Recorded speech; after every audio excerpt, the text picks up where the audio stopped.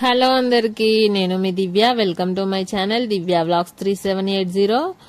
చూడండి, ఎండాకాలం స్టార్ట్ అయిపోయిందండి. ఇలా సమ్మర్లో ఖచ్చితంగా చారు గాని రసం గాని లేకుండా అస్సలు తినలేము. అలా అని రోజు పచ్చిపులుసు అయితే చేసుకోలేము కదండి. ఇలా ఒక డిఫరెంట్ గా ట్రై చేయండి. కొబ్బరి ఉన్నప్పుడు, మన దగ్గర ఇంట్లో కొబ్బరి ఉన్నప్పుడు ఈ విధంగా ట్రై చేయండి. పచ్చి కొబ్బరితో చారు చాలా రుచిగా ఉంటుంది. మన ఛానల్లో నువ్వుల చారు కూడా ఉందండి షార్ట్ వీడియోస్ లో, అది కూడా చూసి ట్రై చేయండి. నువ్వుల చారు చాలా బాగుంటుంది, కొబ్బరి చారు కూడా బాగుంటుంది. ముందుగా నా ఛానల్ ఫస్ట్ టైం చూస్తున్న వాళ్ళైతే సబ్స్క్రైబ్ చేసుకోవడం మర్చిపోకండి. అలాగే ఈ వీడియో కనుక నచ్చినట్లయితే లైక్ చేయడం మర్చిపోకండి. ఇక ప్రాసెస్ లోకి వెళ్ళిపోదామా. ఇలా కొబ్బరితో రసం చేసుకోండి. చారు చాలా అంటే చాలా రుచిగా ఉంటుంది. ఇలా లేతగా ఉన్న కొబ్బరి ముక్కలైతే ఇంకా చాలా రుచిగా ఉంటుందండి. కొబ్బరి పాలు అనేవి మనకి ఎక్కువగా వస్తాయి. ఇలా లేత కొబ్బరి ముక్కలు కాబట్టి నేను చిన్నగా కట్ చేయలేదు. చక్కగా కొబ్బరి ముక్కలు అన్ని తీసేసుకొని, ముదిరిన కొబ్బరి అయినా పర్వాలేదు, కాకపోతే పాలు అనేవి తక్కువగా వస్తాయి అందులో. ఇలా లేత కొబ్బరి అయితే టేస్ట్ బాగుంటుంది, కొబ్బరి పాలు కూడా మనకి ఎక్కువగా వస్తాయి. ఇలా మెత్తగా గ్రైండ్ చేసుకోవాలండి. చాలా మెత్తగా వాటర్ యాడ్ చేసుకొని, ముందుగా వాటర్ యాడ్ చేయకుండా గ్రైండ్ చేసుకొని తర్వాత వాటర్ యాడ్ చేసుకొని ఇలా మెత్తని పేస్ట్ లా గ్రైండ్ చేసుకోవాలి. బాగా తగినన్ని వాటర్ యాడ్ చేసుకొని బాగా మెత్తని పేస్ట్ లా, మనకి గ్రేవీ కన్సిస్టెన్సీలో మన జ్యూస్ ఎలా ఉంటుంది చిక్కగా అంత మెత్తగా గ్రైండ్ చేసుకోవాలి. చక్కగా ఒక గిన్నెలోకి మనకు ఒక కాటన్ క్లాత్ వేసేసి, మనం గ్రైండ్ చేసిన కొబ్బరి పేస్ట్ అంతా కూడా అందులో వేసేసి గట్టిగా నొక్కుతూ ఇలా కొబ్బరి పాలన్నీ కూడా తీసేసుకోవాలండి. ఇలా క్లాత్ లో అయినా తీసుకోవచ్చు, మనం స్ట్రైనర్ లో కూడా వేసుకోవచ్చు.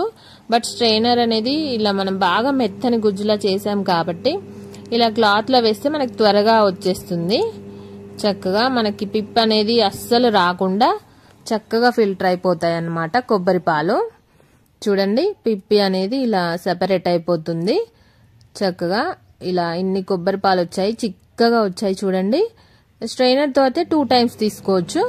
ఇప్పుడు నాకు 1 గ్లాసు కొబ్బరి పాలకి 1 గ్లాస్ వాటర్ యాడ్ చేశానండి.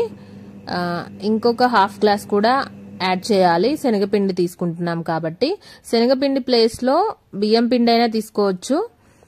1 టేబుల్ స్పూన్ మాత్రమే తీసుకోవాలండి. శనగపిండి ఇలా లైట్ గా వేయించుకొని మనం ముందుగా ప్రిపేర్ చేసుకున్న కొబ్బరి పాలలో యాడ్ చేసుకోవాలి.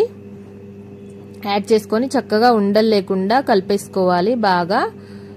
1 గ్లాస్ కొబ్బరి పాలకి 1.5 గ్లాస్ వాటర్ తీసుకోవాలండి. శనగపిండి వేయడం వల్ల చిక్కగా పడుతుంది కాబట్టి, త్వరగా చిక్కబడుతుంది కాబట్టి 1 గ్లాస్ కి 1.5 గ్లాస్ వాటర్ తీసుకొని చక్కగా శనగపిండి ఇలా లో ఫ్లేమ్ లో చక్కగా వేయించుకొని, ఇలా మనం ముందుగా ప్రిపేర్ చేసుకున్న కొబ్బరి పాలలో ఉండలు లేకుండా బాగా కలుపుకోవాలి.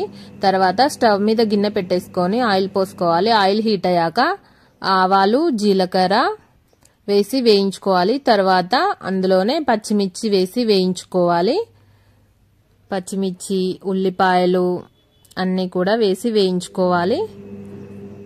పచ్చిమిర్చి, ఉల్లిపాయలు బాగా వేగిన తర్వాత అందులోకి టొమాటో ముక్కలు కూడా వేసుకొని వేయించుకోవాలి.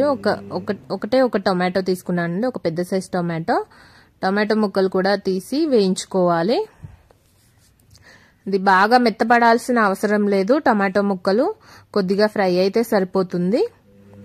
చక్కగా ఇవన్నీ కూడా బాగా ఫ్రై చేసుకోవాలి. ఫ్రై అయిన తర్వాత ఇప్పుడు అందులోకి కొద్దిగా జీలకర్ర పొడి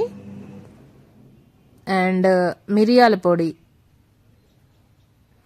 కొద్దిగా మిరియాల పొడి అండ్ ధనియాల పొడి, కొద్దిగా పసుపు, ఇవన్నీ కూడా వేసి బాగా వేయించుకోవాలి. అందులో పోపులోనే చక్కగా వేయించుకోవాలి. మనం మిరియాల పొడి, జీలకర్ర పొడి, ధనియాల పొడి ఇవన్నీ కూడా వేయించుకోవాలండి.